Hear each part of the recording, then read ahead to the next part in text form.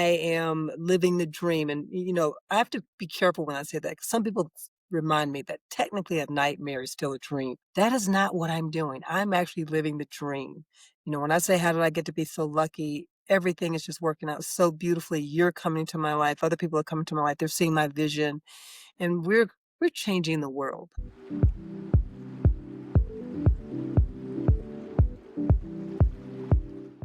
Hey, everybody, and welcome to my show. My name is Tiffany Alexander, and this is Unveiling Journeys. Can I just tell you 1 second a tiny bit about me? I love people. I love people. I love people's stories. I think everyone's fascinating, even if they don't think so. And by all means, whenever I get to multiple conversations with people, I'm thinking to myself, and I have to contain what I have to say with them. And it is, man, you're so cool. How do I get to know more cool people like you? Hey, by the way, do you want to be on my show? I want to tell people about you. And also, by the way, I have people that I think you need to know. That's just where my brain works and how this Rolodex is now turned into like a spider web of people, and that's what the show's about. So I probably have hundreds of people at this point I need to get through. I need to interview them. I need to tell the world about them. And this is the episode we're going to record today with my amazing guest who I met through networking. Of course, one of the phenomenal human beings, Mike Asherbranner. He holds a wonderful group, and he's like, "Hey, listen, know the room," and he was right. So Beverly and I had a fantastic chat, and I said, "Let's go on the show. I want to tell people about you." And with that, please welcome Beverly. Thank you for coming on the show today. Thank you so much for your time and for being here. Tell everybody a little bit about who you are and what you're up to right now.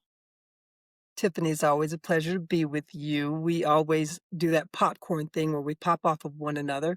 So, what's happening with me right now? I am living the dream, and I have to be careful when I say that 'cause some people remind me that technically a nightmare is still a dream.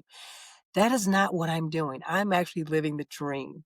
When I say, how did I get to be so lucky? Everything is just working out so beautifully. You're coming to my life. Other people are coming to my life. They're seeing my vision and we're changing the world. So that's what I'm about right now. I think that's what I've always been about, but now it's like I've got this cadre of people that are moving with me. It's beautiful. Yeah, and so what are you working on in your business right now? Oh my goodness, healing for wounds is at the forefront, and it is my heart. And I say that it's my heart because when I think about the impact that we're going to have, and here's what I'm actually saying to my team. I'm saying, please remember this moment where you are right now because it's never going to be like this again. You're gonna go in the doors, you're gonna open them, people's lives are gonna change, they're gonna remember you, and you're just gonna get that warm fuzzy. This is I say you have no idea how lucky you are. You're actually in a position to make a difference, make a change, and feel good about it. You'll be able to pick up that phone, you'll be able to smile and laugh and crack your little corny jokes, but people are gonna be actually getting back into the community and getting healthier. So that's what I'm doing right now. Me and my team, we are changing the world because we're making the communities healthier. Ooh, I love that so much. That was some of the fun stuff that we talked about. I was like, I love that you're all about all of those things. Okay, let's do this though.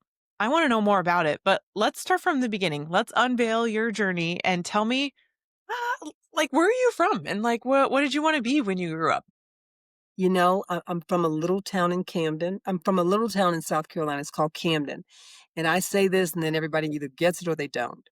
Camden is known for the Carolina Cup. The Carolina Cup is a steeplechase horse race where people literally come from all over the world. It is like the biggest party in the state. I mean, just it's crazy how much they party during those weeks.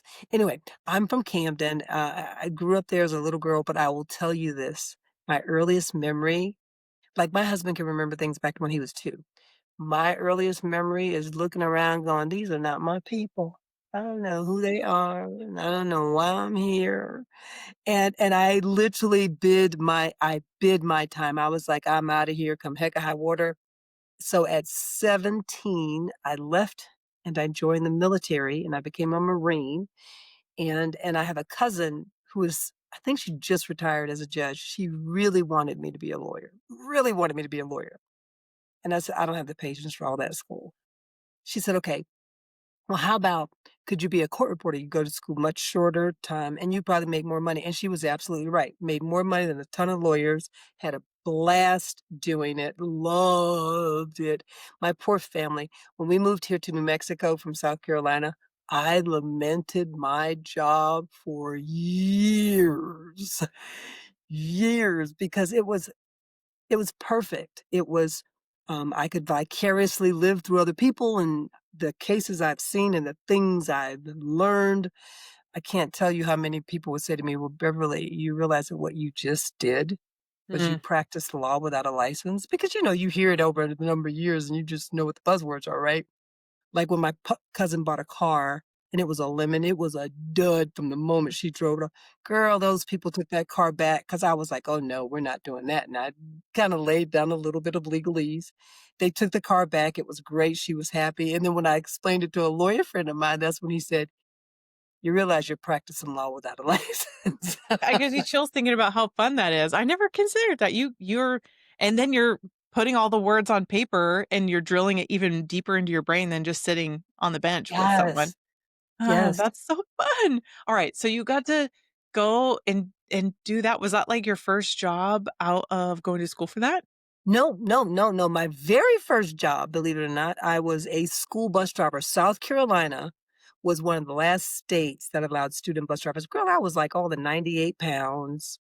And I had my bus, I don't even know how my bus ran. It was so raggedy. Like on the regular streets, the windows would still rattle like you on a dirt road. It was a mess. It was a hot mess.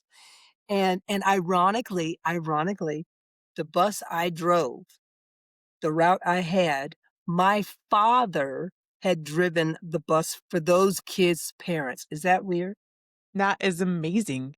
That's amazing. And now let me tell you this other story. This is so funny. So the kids on the bus route though didn't like me. They they were ruffians. They were. And what was funny was I am not kidding. I can tell this story now. And so if anybody ever hears this from back there, they'll be laughing. I used to actually have panic attacks before I would go on the because they would take mirrors and like shine them in my eyes as I'm driving, which means that you could wreck. Or my most favorite, they would all start to rock and sway. So then the bus, Fast food move. These little, oh hooligans, right? yes, they were. But long story made short, I finally like found my wherewithal and had a come into Jesus meeting with them.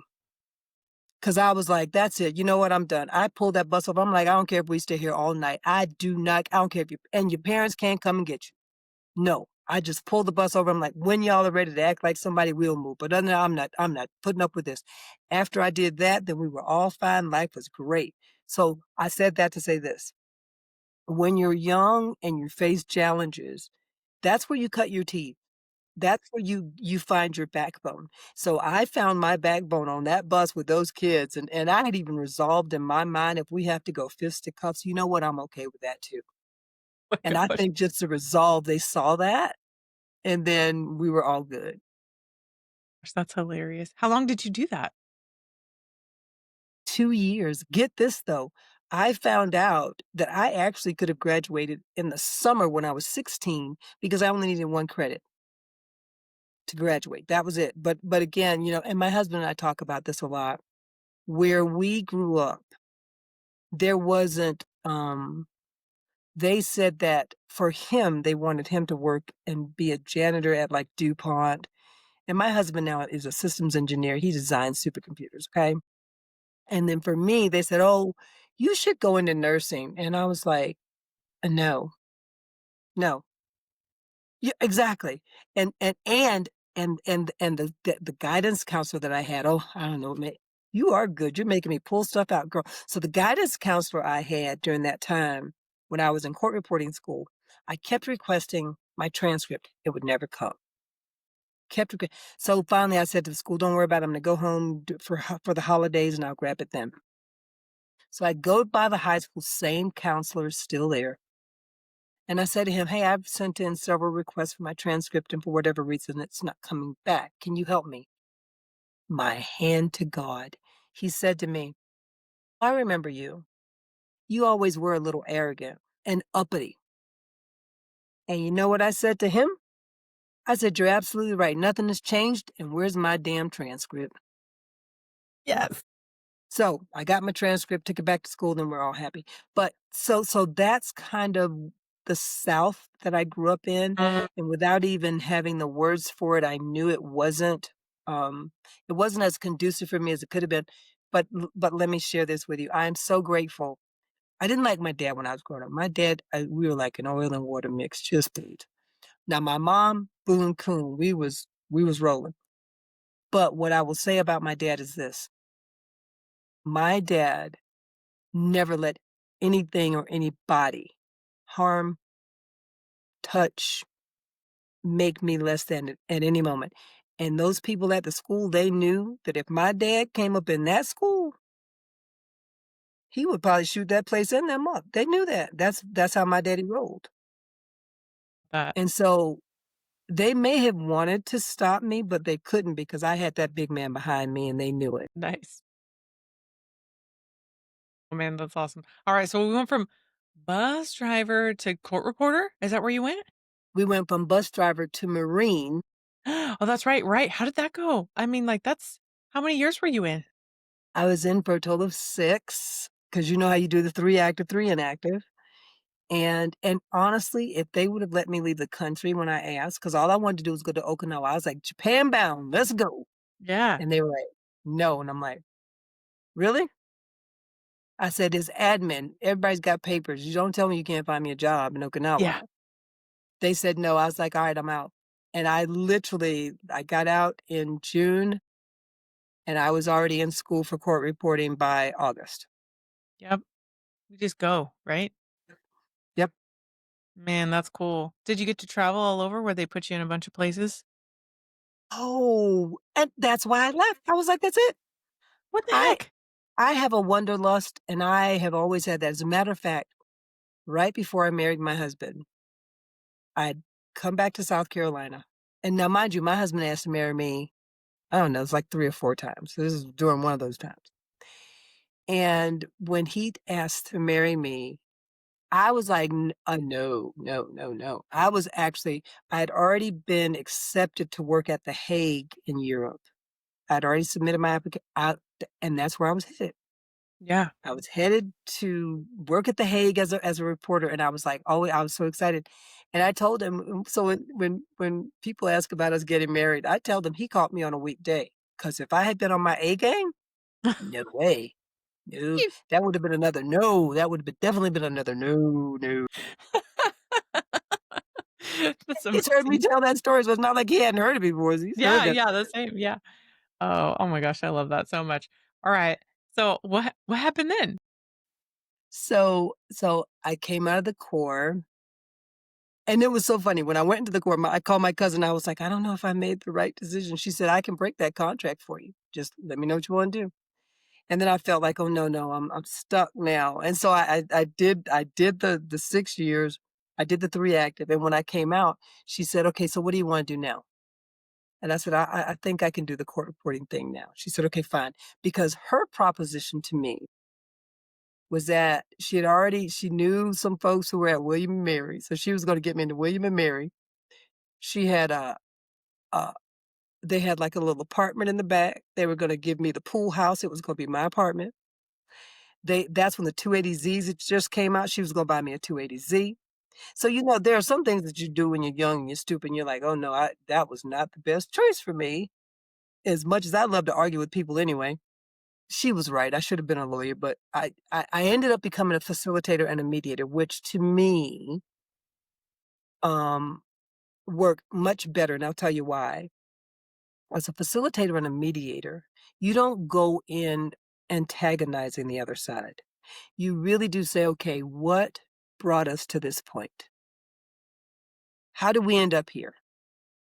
And if I can get the people to accept whatever role their responsibility was that got us here, then we can make amazing things happen. I remember when I went through the class at the law school to become a mediator. You never step out because when you do, that's when they nail you, right? So I stepped out, went to the bathroom. I came back, and this was my capstone project in order to become a mediator. My capstone project was that we were settling a dispute amongst an agency of mediators. I was like, I hate all of y'all right now, just all of y'all. But I did it, and I laughed because of all of the scenarios, because they already know the tactics, they already know the routines, they already know what you're doing there. But I did it. I closed it out, and the sign of a really good mediator, and I love this part. It's almost relishing. Here, in a good mediation, that's when you can just step back Mm, and they start to talk. They don't even see you there, and it's delicious when that happens.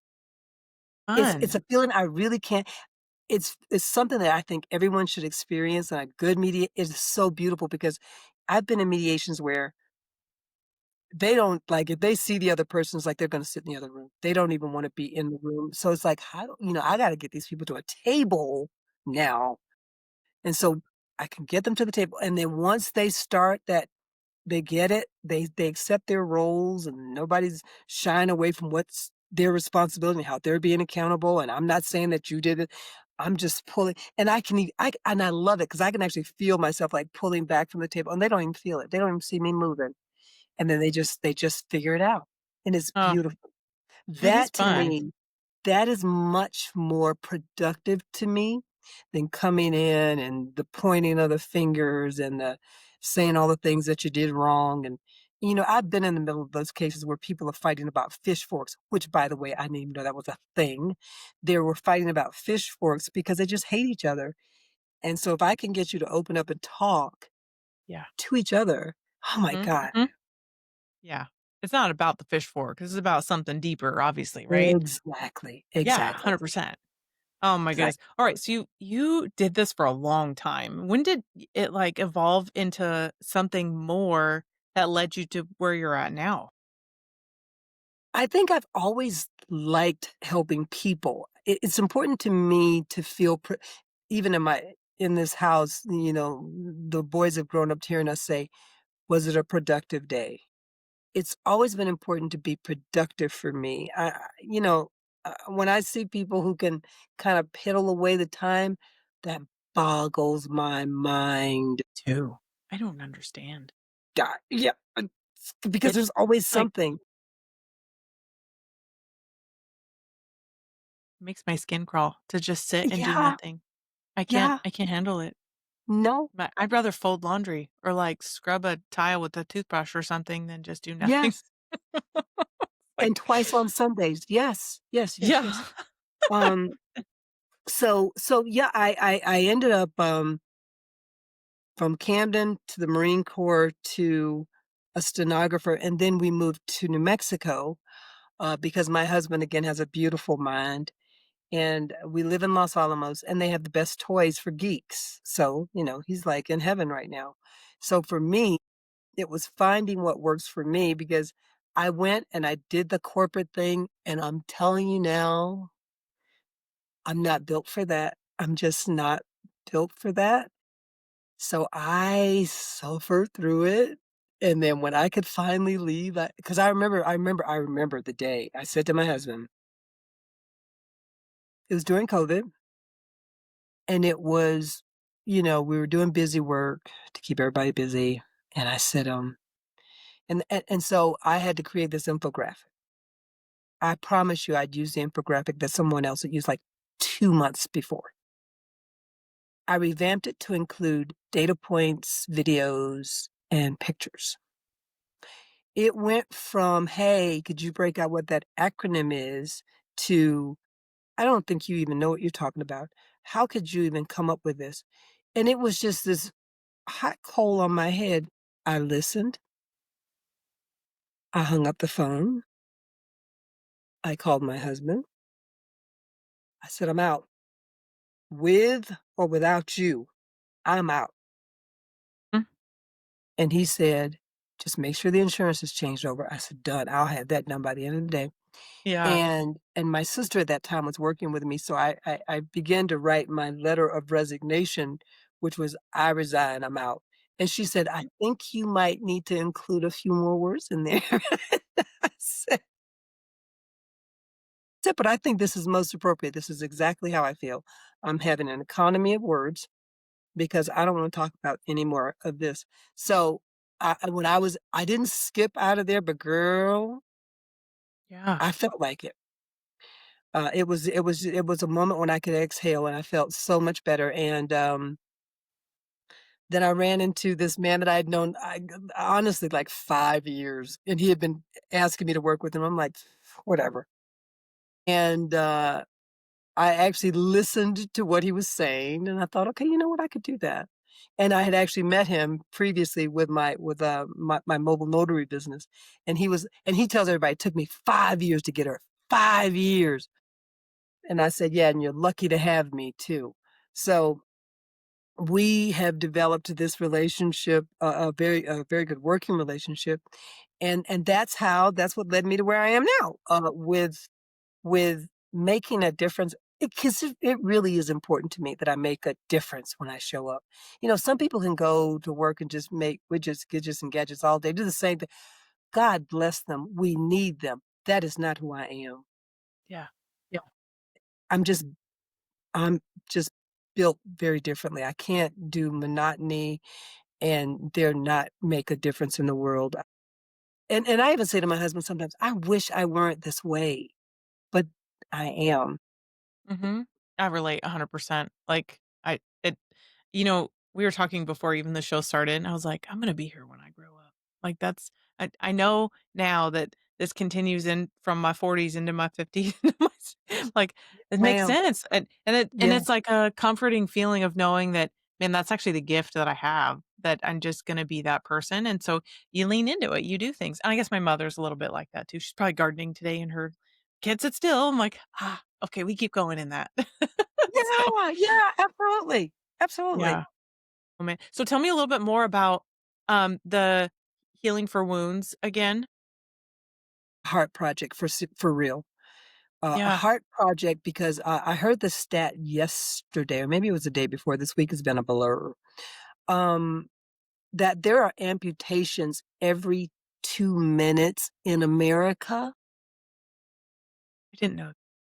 That's crazy. It's I mean, obscene. it is obscene.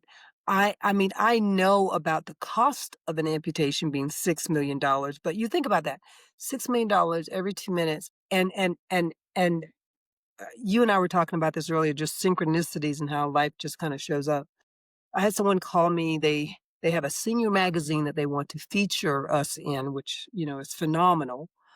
And ironically, when I was talking to him, I said, "Hey, what about wound health, wound healing?" And he said, "That's interesting that you bring that up." He said, "Because I just came from California." Now, mind you, he lives in New Mexico. I just came from California to see someone about a wound that I've had open for 6 months. I know. And so I'm going to go see the dermatologist, and it's Mohs cancer. And we work with people who have Mohs cancer as Yeah, well. yeah, Because what we do is we close the wounds down in 6 weeks or less. yeah. So, for me, thinking about how rampant diabetes is in our culture and how people are suffering needlessly, my son told me about a young man who the seepage for him was so drastic that he actually put a diaper around his leg to No. absorb the yeah, and my son's, like, not even 40, so I can't imagine, like, a 40-year-old with a diaper on his leg, but, No, no. you do what you do based on what you know. So, I'm talking to him, and he's saying, "Yes, no, no, we need that as well." And I know that they need it. The issue is that, um, here in New Mexico, we're known as a medical desert because we're losing doctors. We're losing doctors. We have, uh, the lawsuits here are just extreme. The verdicts that come out, they're just extreme. I was working with, Tim and I were actually working with a hospital here whose medical malpractice last year was $300,000. This year, their medical malpractice is $1.3 million. They only brought in revenue $1.6 million. My gosh. So when we're working with their clinic, I think they Yeah, said they had about approximately 44 patients. So if you have 44 patients who using healing for wounds or amniotic membranes or placental material to close down wounds, which is reimbursable by Medicare, by the way, so there's no out-of-pocket cost.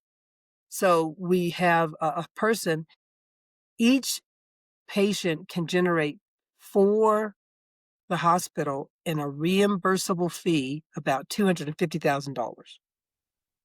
So each patient can generate that. Now they can pay for their medical malpractice insurance, and they can help the community pro produce healthier people. Yeah, yeah, 100%. Because you think about it, you've got an open wound in every day. What is that, 180 days?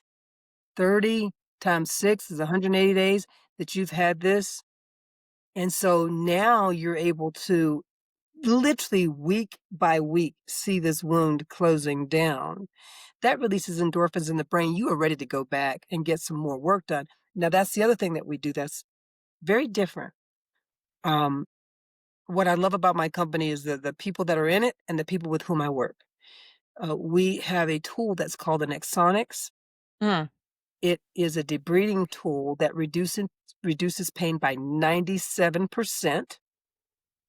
So that means now people aren't gonna be going, "Oh, god, I gotta go back there, and they're gonna take that scalpel and scrape off stuff, and I'm gonna be" it's none of that. As a matter of fact, people have referred to it as almost like a massage because it's like an electronic toothbrush when you brush your teeth and zzz, yeah, that's it's an analgesic, so it takes the pain away, it massages that space, it brings up all the good skin so that when we lay the membrane on, it is off to the races because now it's all cleaned up and doesn't have that, biofilm and all that other gunk there, and it was developed by an American podiatrist, and it's so funny, his where the company is in North Carolina, and I happened to be in South Carolina, a couple of months ago, and I said to them, "Hey, I'm in South Carolina, let me just ride over and I'll see your plant," and they were so cool. They were like, "No, don't come up here. It's just a very generic in and out. That's what we're building it. There's nothing to see, no tour that you need to go on," and it was just they were just so cool, and we've developed, like I said, a great relationship. They are this tool I've been telling everybody, we are all doing more with less, but we are not compromising quality. So we're able to help doctors generate revenue, increase patients' wellness. And the other thing that we offer is it's called remote patient monitoring. And the reason why that is brilliant is because I don't know about you, but when I walk into doctors' offices, they all appear to be short staffed, right? So as a result of them being short-staffed, that means they're leaving things on the table that they would normally do, but they can't do because they don't have the staff. So the remote patient monitoring dedicates a therapist to their patients. They still remain and have control over their patients. The doctors now are just going to receive alerts so that if there's anything that's going on with that patient that they need to be preventative for. So again, they're actually being ahead of the curve to find out what's going on, and the patient is sharing stuff with them, so the doctor and the patient are both in that one little meeting where they're trying to remember what they were gonna talk about because they only got that 20 minutes. The records are all up to date. The doctor knows, and if there's a problem that develops, they receive a text to let them know, "Hey, you need to check on this patient about this thing." That increases the patient wellness. That means they're probably gonna have fewer visits to the emergency room. Then that for the doctor, that means he's gonna have healthier patients. Now his star ratings are gonna go up, and now he's gonna get bonuses. And this therapist, this remote patient monitoring, there's no cost to the doctor because that's taken care of as well. So that means they receive income from that as well. So when I'm talking to them, I'm like, "No, I want you to stay in my state. I'm trying to yeah, get for money." real. They Oh, not even in man. one state because we're nationwide. Yeah. We've got people Oh, all over. real quick, I know 'cause I d we have to, go to, like, our last few questions. Tell me, why do you and I already know, but, like, tell everybody why do you care? Why do you keep showing up to do what you do? We alluded to this earlier. I don't think I could not. Yeah. I would love to be quiet and sit over in the corner and, be, as my grandmother would say, like a dog on a knot on a dog's leg, but that's not how I'm built. Yep. Yep. At this point, everybody's gonna wanna hear more. Like, they need to spend time with you. I want them to meet you. I want them to hang out with you. I want them to see all your stuff. Where do you want everybody to come find you? I want you to follow me on, Facebook. I want you to find me on LinkedIn. It's Beverly Neal-Clinton, or you can do Healing for Wounds. Either one is gonna populate and show up. I'm on, Facebook. I'm on LinkedIn. I'm on Alignable. I am only a phone call away. Hit the website, healingforwounds.com. We're always looking for people, and again, we have a really great team. You'll find that we're very supportive, and, we listen to one another. We commiserate if we have to. So, I'm telling you, anybody who joins my team, I'm telling them now, just remember where you are because it's never gonna look like this again. Yeah. Oh, man, that's so good.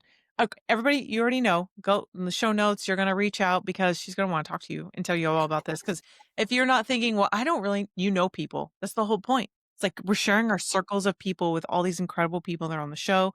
And what I wanna ask you is our last question. What words of wisdom or nuggets or piece of advice do you wanna leave everyone with? I would say never underestimate the power of words.